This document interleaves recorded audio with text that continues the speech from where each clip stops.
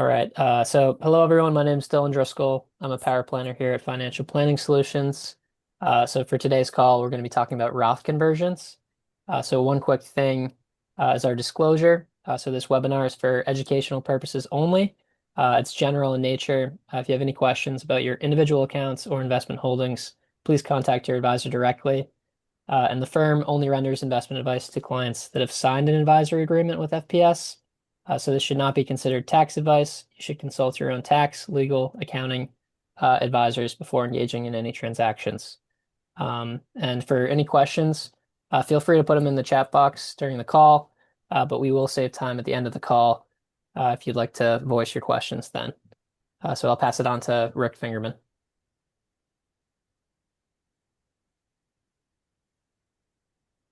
Unmute. Here we go. So just a quick little primer on IRAs. We're going to talk about Roth conversions today. And so there really are two types of IRAs. There's traditional IRAs and there's Roth IRAs. So traditional is generally you got a tax deduction when you put that in. The contributions can be deductible. Sometimes they're not, but most times they are. The money goes tax deferred while it's in the account. And then when you take money out, it's taxed as ordinary income in retirement. So when somebody reaches their full retirement age, whatever that may be, they can always take money out after 59 and a half without a penalty, but the required minimum distribution age generally is age 73 now if you're born before 1960, and age 75 if you're born after 1960. Inherited IRAs have different rules, but we won't get into all that today. That's a whole other webinar. So the Roth IRA is a little bit different. The contributions go in, you don't get a tax deduction because it's after tax dollars that go in. The limits are the same. If you're under 50, you can put $7,500 this year into either one of these, another $1,000 if you're over. The money grows tax deferred in the Roth IRA as well, but the money comes out tax free. And importantly, it's also not subject to those required minimum distributions at age 73 or 75. So it doesn't affect a lot of things. I think Janet's going to talk a little bit about IRMA, which is this whole Medicare thing that we all don't like. It's a surcharge on Medicare premiums for Part B and D. So that's the main differences between a traditional IRA and a Roth IRA. Awesome. And then I'll take over from here. So I'm Andrew Holmes, a financial planner here at Financial Planning Solutions. As far as the call today, so it's really just going to be focused on, taking the money from that left side column that Rick was talking about from the pre-tax side and moving that to the Roth bucket. And all of that really involves is kind of paying the tax today, I guess is how we can word it. But it really means that, there are, and what we'll look at today is there are some different life stages in particular where you may be in a lower tax bracket today where it can be advantageous to essentially, again, pay that tax today and allow the money to grow tax-free indefinitely. So it'll grow tax-free and then withdrawn tax-free as well. So the different scenarios that we'll cover today. So Rick will give us a quick one on young professionals and some scenarios he's seen with that. I'll touch on mid-career conversions that we've seen. Janet will touch on recent retiree scenarios to consider, and then Lyman will touch on conversions in the golden years as well. Okay, so I'm up. I don't think I introduced myself before. For those that don't know me, I'm Rick Fingerman. I'm one of the managing partners here at Financial Planning Solutions. So this past year, we had a couple of young people that we were able to help that Roth conversions made sense because they were in the midst of job changes and they didn't work a full year, so their income was low. That's the first checkbox, lower incomes today. Because again, when we do a conversion, if we converted $100,000 for an example, that's like making an extra $100,000. It's added onto your tax return as ordinary income, and you have to pay tax on that, which could push you into a higher tax bracket. We also wanted to have time for this money to convert to a Roth to compound. So the younger that you do this, if you do this when you're 20 or 30, you potentially have 30 or 40, 50 years of this tax-free compounding. It does make more sense financially than someone that's 90 years old that's doing one. And there can be reasons to do it at later ages as well, but not as strong. And then we all know that, well, I know, because I know everything.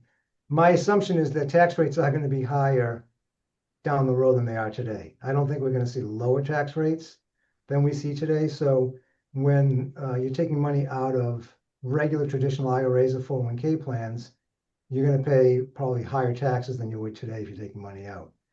One key thing though is when you do a Roth conversion, it's usually best to have cash set aside outside of that retirement plan to pay the tax. Because otherwise you've got to take more money out, pay tax on that to pay the tax. So in this situation, these two young people, they had savings, they had good sized emergency funds, and they were able to do that. I think someone else might mention this, but conversions also don't have to be all be done in 1 year. If you want to convert 100,000, you can do it over several years. You just want to time those years that are right for that particular person.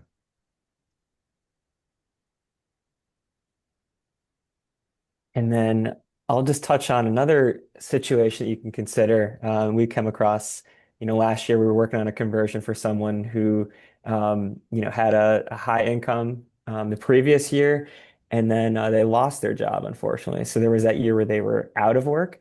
And so that just, in our financial planning brain, I guess, it just creates an opportunity as far as you may want to consider a Roth conversion in that low income year as any of those dollars that you're moving from the traditional IRA or the 401k um, to the Roth side, that's all going to be additional taxable income. So you think about it, if they were in the 32% marginal tax rate in 1 year and you're going to convert $10,000, that's an extra $3,200 of tax to pay that.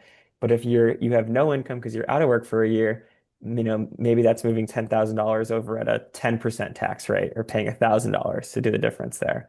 So can really be advantageous in those types of situations.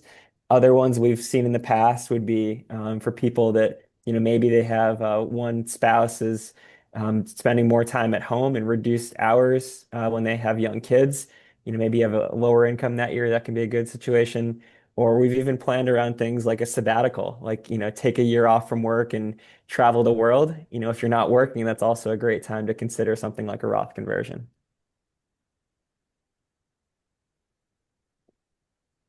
Hi, everyone. I'm Janet Rhodes Friedman, another advisor with Financial Planning Solutions. Um, I'm going to talk about the recent retiree opportunity. This could also be for a person or a couple approaching retirement. Um, so, when you're getting into the retirement years, your income may drop because you no longer have earned income. You may have part-time income, you may have no earned income. You might have already started on Social Security or not, but your income in general, for most people, is lower than it had been during your earning years in your 20s, 30s, 40s, and 50s. So, this is an opportunity to look at whether it makes sense to convert all or part of your IRAs to a Roth at that time, because again, the conversion is 100% taxable, but you're likely to be in a lower tax bracket. So the tax impact to you with the taxes you'd pay would be that much less than if you paid while you were in a high income time of your life. One thing we have seen, I'd say for the clients I've run these scenarios for, about half of them, this makes sense, and half it doesn't. It's a very individual analysis to do because it depends on the amount of money you have in pre-tax retirement plans, how much you want to convert, other income sources you may have, the number of years you may want to do the conversion. Some people want to do a lump sum all at once, but some people doesn't make sense to do that because they have a very large IRA and they don't want to convert too much in 1 year because of the tax impact. But the other thing that a lot of people don't think about is the impact on IRMA. If you're not familiar with IRMA, IRMA stands for Income Related Monthly Adjustment Amount for Medicare premiums. And most people, when they turn 65, they go on Medicare. And Medicare B, which is the part of Medicare where you pay for doctor visits, and there's a monthly premium associated with that. Um, right now, most people pay $185 a month. But if your income had been higher 2 years prior, like significantly higher, your IRMA will kick in, which means you're going to pay a much higher Medicare premium um, for the whole year. So, for example, if you're single and your income is over $106,000 back in 2023, you'd be paying more than $185 a month. If you earned up to 133,000 per year, you'd be paying 259 a month, not 185. And the chart goes up till you could pay as much as $628.90 a month if you have high income in those years. And people think, well, I probably won't have that much income. I'm getting Social Security and I'm getting some investment income. But when you reach the age of some of my clients before 73 are already taking their required minimum distributions from their retirement accounts. But others, when they turn 73, which is if you're born before 1960, or when you turn 75, if you're born after 1960, um, you're going to have required minimum distributions, which could be very significant and could easily bump you into one of these higher income brackets. And it's one of those things you really want to be careful when you're thinking about Roth conversions, because if you're already close to a what they call a break point for the next income or tax bracket, um, then you add on a Roth conversion, which is 100% taxable. That could bump you up into a much higher Medicare premium bracket. And we don't like to see that happen for our clients. So that's one of the reasons we suggest if you're thinking about doing a Roth conversion to definitely talk with us because we can run the analysis and see does it make sense, first of all? And secondly, maybe you just do a partial conversion each year so you don't get your income up too high because you want to be paying, 4 times the amount in Medicare premiums for a whole year just to do the conversion. So I will turn this now over to Lyman. Hi, everybody. Lyman Jackson. I'm the other managing partner here at Financial Planning Solutions. And I'm just going to spend a couple of minutes talking about the golden years and doing Roth conversions during that time period. It's usually a number of years after retirement. You could be collecting Social Security at that point, or even possibly receiving your required minimum distributions out of an IRA or a 401k plan. So it gets a little trickier trying to do Roth conversions, as the others have already said. It's very much a decision that kind of depends on your own taxable income situation. If you're earning a lot of income or you have a lot of taxable income, especially when you're in your golden years, doing Roth conversions, especially large ones, can work against you in a number of ways. So uh, while it's nice to get that tax-free distribution someday that comes out of a Roth IRA, it's not always completely beneficial in every situation. And in fact, you could end up paying more tax in your golden years if you did a large or a series of large conversions. And just a couple of so why would you do it in your golden years? Well, first of all, um, one of the main reasons that you could do that is that if you have children and beneficiaries of your retirement accounts that are younger and you're trying to set them up in a good situation by converting the money to a Roth IRA, you're not leaving behind an IRA that has to be completely taxable at distribution. And this is a situation that has changed recently in that it used to be that if you left your IRA to your children, that they would be able to take out distributions based on their own personal life expectancy. So if you have, adult children who are, say, in their 30s and 40s, but they're making really good, well, they're, making a good living, they can stretch that out over their entire life, which is a pretty long period of time in terms of the distributions. But that is no more. Now you have 9 years to empty the account after the owner dies. And this can be, this is for a regular traditional IRA.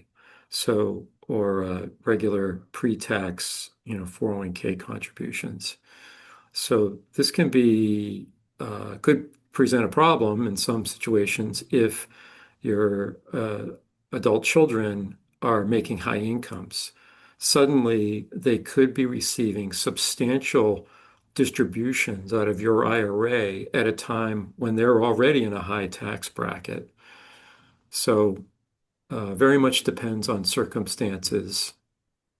Now, if you're married and you pass away and the money goes to your spouse, you don't have to worry about that. The spouse can take distributions over their lifetime. It's just that when it goes to someone other than a spouse, that you have 9 years to empty the account out and pay the tax on it. So there's some planning opportunities there for uh, conversions. Uh, as I think mentioned earlier, if you're in this window of you've retired, but you're not yet collecting required minimum distributions, which for most people is at age 73. Um, I know Janet remembers the particular dates on this, but but at age 73, you have to start taking money out of your um, IRA, and then later this, depending on when you were born, it might be age 75 for some of the younger folks on the call. So if you can get in between that window before you start taking required minimum distributions, that might be an opportunity where your income's a little bit lower and you're not adding this Roth conversion tax to, or the taxes on top of the income that's already taxable to you. But aside from all of that, Roths are a really wonderful tool to use. It allows you to kind of diversify your tax situation, especially in retirement, where not all of it is going to come out as taxable income. Thank you, Lennon. So in summary, a Roth conversion works for some, but not for all. I think there's been a lot of press about Roth IRAs over the last, more than the last decade. And you may have read a lot of articles saying you should convert your account to a Roth or you should not convert your account to a Roth. And it really is an individual situation to have analyzed. Um, One of the biggest things, as Andrew had mentioned, is you must pay the income tax the year you convert.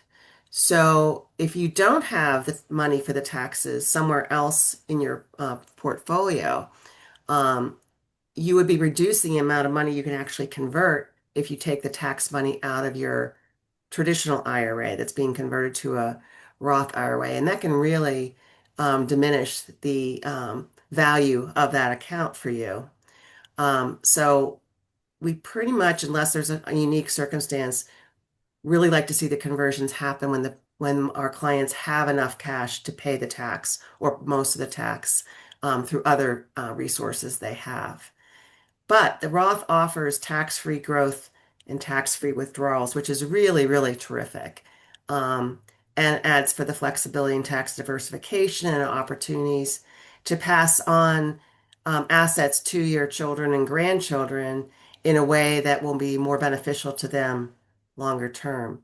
So, if you have any interest in learning if your situation is worth taking a peek at to see if you would be a good candidate for a Roth either this year or in a future year, we'd be happy to talk with you and run the analysis. Um, because I think it's really valuable to know, and your situation can change year to year. So if you had been told in the past that no, you're not a good candidate, you might be a good candidate now. So just don't assume that that's not a good opportunity for you once you've been told it wasn't a good year for you. So Yeah. with that, we're And gonna, Janet, I'm just going to yes. chime in based on what you just said. we try to be proactive and look at all of our clients for these opportunities, but sometimes things happen in your life we don't know. You could have lost a job and didn't pick up the phone. We like to know anything that's going on, a major change in your life, because those things could be an opportunity to do something that otherwise we can't, or it's just more advantageous when you're not working, for an example, than when you just got that new job. So definitely any changes in your life, feel free to reach out to us to let us know what's going on, and we can look at it more closely. Yes. Yes. Absolutely. Thanks, Rick. Yeah. All right. So now I believe we're going back to Dylan. Yep. So as Lyman was mentioning, with those required minimum distributions or RMDs, if you're curious when you're going to need to start taking those. So if you're born before 1960, so 1959 or earlier, you'll start taking those RMDs at age 73. And if you're born in 1960 or later, you'll start taking RMDs at age 75. And then just a few key dates here in 2025. So on October 15th, we'll get some inflation data with the September CPI report. We also have the next Federal Reserve meeting on October 29th. And then lastly, for Roth conversions, if you're interested in doing one in 2025, they have to be completed before the end of the calendar year, so December 31st. And one thing we will say there is if you are interested, even though the deadline is December 31st, we ask that you reach out to us no later than the beginning of December so that we can have time to assess your situation and see if you'd be a good candidate for a Roth conversion. And so now we'll open it up to any questions you guys might have. And we ask if you have any specific questions related to your accounts, your investments, you ask your advisor directly. But we'll open it up for questions. Nothing in the chat box. I think you did too good of a job, Dylan. We answered everybody's questions.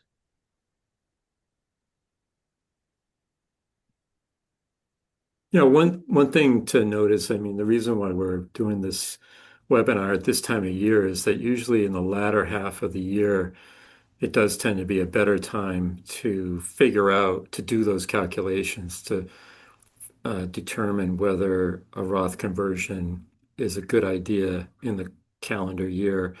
You've already made it through most of the year. You can see if you have earned income, you can see what most of it is and what it's probably going to be for the balance of the year. And we can usually have a pretty good idea of where things are going to land for the current tax year. So you can do conversions in January, but usually you have more information to go on, and this can be a good time of year to do it.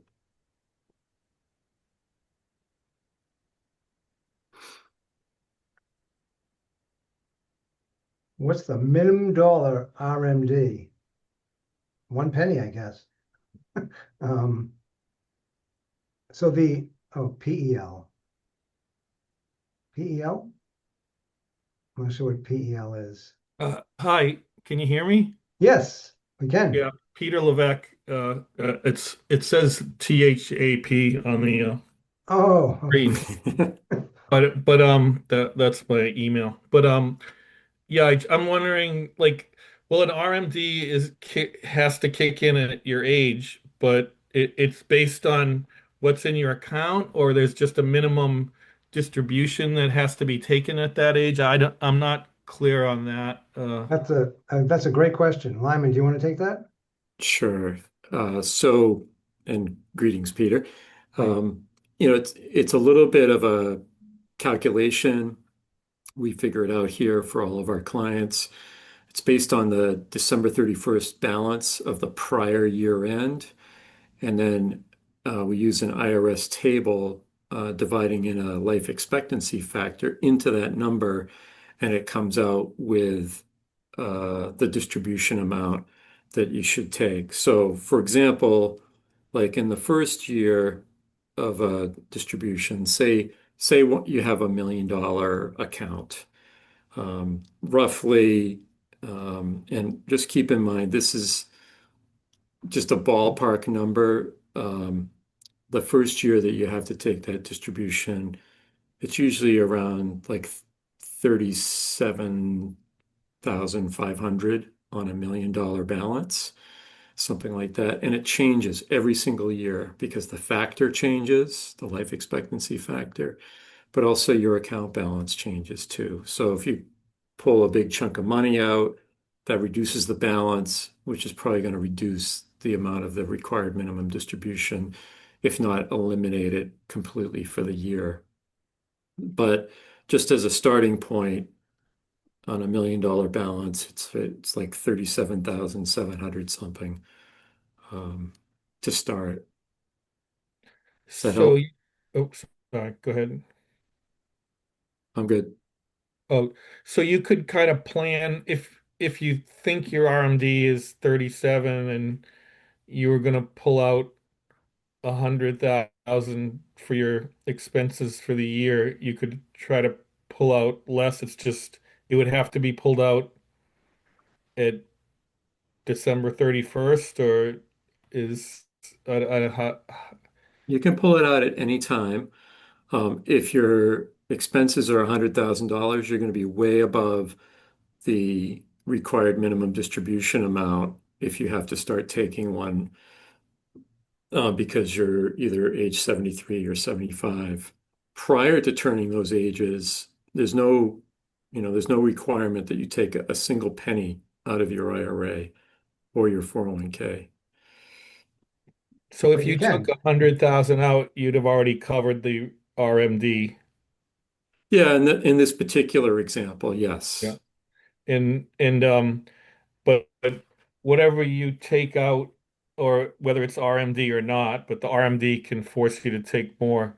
That's going to push up the Medicare IRMAA number. The IRMA, right? Yeah. Yeah, Okay. right. So, it does argue for trying to kind of plan a smooth distribution of your income once you get into retirement.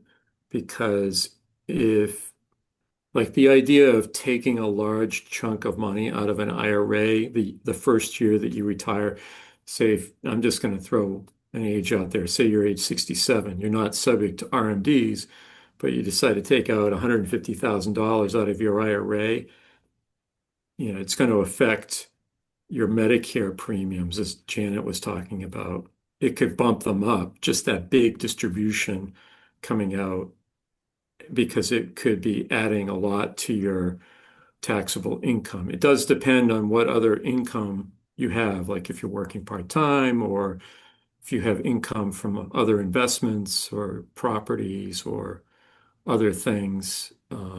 So that's why it's, as stated earlier, it really depends on your particular situation. And as Rick was saying, it could be like this year is not the year to do it, but next year is, because you'll be in a different income situation, whether we're Right. talking about a Roth conversion or we're talking about just pulling a chunk of money out of your IRA. Right. One thing I took away from your talk today, I was always told by my accountant to, keep a good reserve fund, uh, for emergency fund if I, had to not work or whatever. Mhm.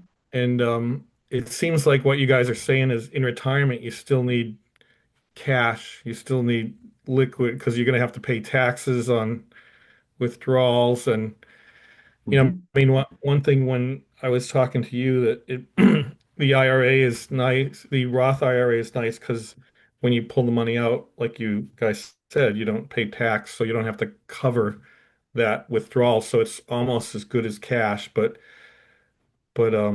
if you do a conversion, you still need cash. If you do, Mhm. and the cash you have on hand, that's not in retirement funds, that's not counted against you as income. So that is already you've already paid tax on it. So you don't you know you, it's good to have cash. It sounds like Yes. if It's Yeah, always outside good of to always your good to have cash.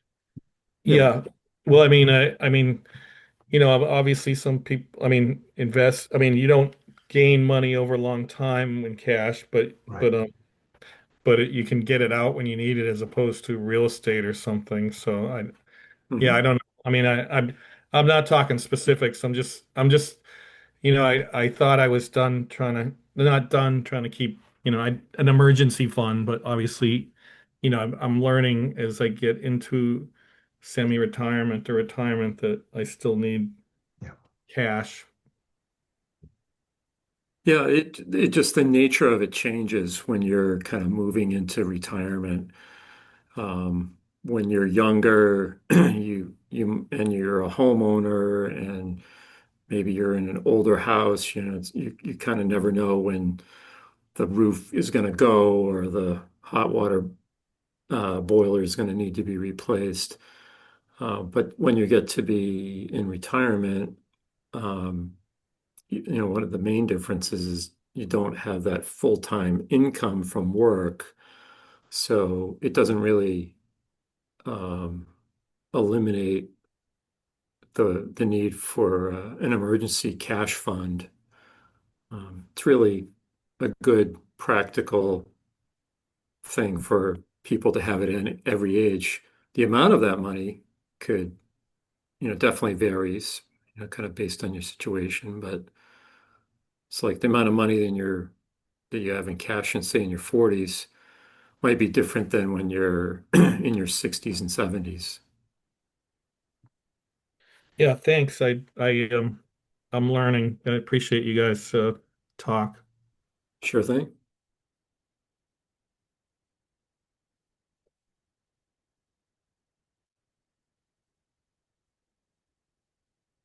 Any other questions? Nothing in the chat box, but you can always reach out to us when you think of them.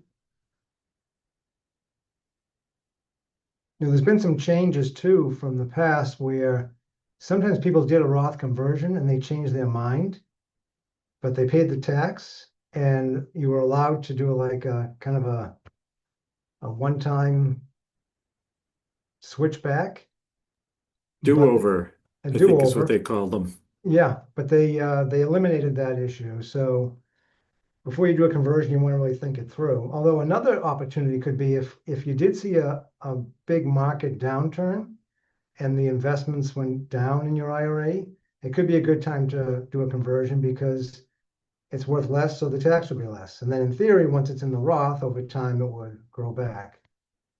But we can't always plan for those things.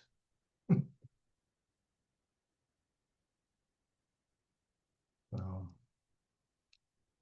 they can be tricky. And sometimes paying IRMA for a year, if it happens, isn't the worst thing in the world because if you've got enough years, if you're converting when you're, younger and you've got 30 years of growth, well, you wouldn't have 30 if you're younger because you wouldn't be on Medicare, but hopefully you're not on Medicare. But the longer you have for that money to sit in the Roth, the better. And as I think Ryan pointed out, or maybe it was Janet, or maybe it was Andrew or Dylan, um, that money left to a child, even though they can't stretch that out over their whole lifetime like they used to, or how a spouse can do that, the money has to come out over that 10 years, but it all comes out tax free. And it doesn't have to come out until like the 10th year. So they could let it grow for 10 years, then take it out and not pay any tax. It's a pretty good deal for the kids. Yeah. And actually, one more thing I was thinking about too that we've come across in the past is, and it kind of, I guess, is along the mindset. I know Janet mentioned the flexibility. I guess as financial planners, we just love that have to have flexibility in that tax diversification because if there's a scenario that comes up that maybe in retirement you want to purchase a beach house or a vacation house and you need to have money in different buckets, it could be helpful if everything is in an IRA, that's all going to be taxable on the way out. But if you have money that's in a Roth that can come out tax free, that may open up other options. And when we do tax planning for clients that are taking those RMDs, but they need a little bit more than the RMD, sometimes we look and see where else we should take it from because maybe taking out just another $1,000 is going to cause that IRMA issue to rear its ugly head. And then we might want to take some out of the Roth or take it out of a non-taxable account. So we try to look at that big picture here and make sure that we're minimizing that tax burden as much as possible. Because not only IRMA can be an issue, but we could creep into another tax bracket too. And that's not ideal. So all kinds of stuff to think about.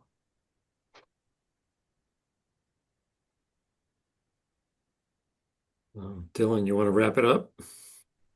Sure. All right. If there's no more questions, thank you guys so much for attending today's call. And like we said, if you have any questions, reach out to your advisor or anyone on the FPS team. We'd be happy to help you out. Take All right. care. Bye. Thank Take care, you. guys. Yeah.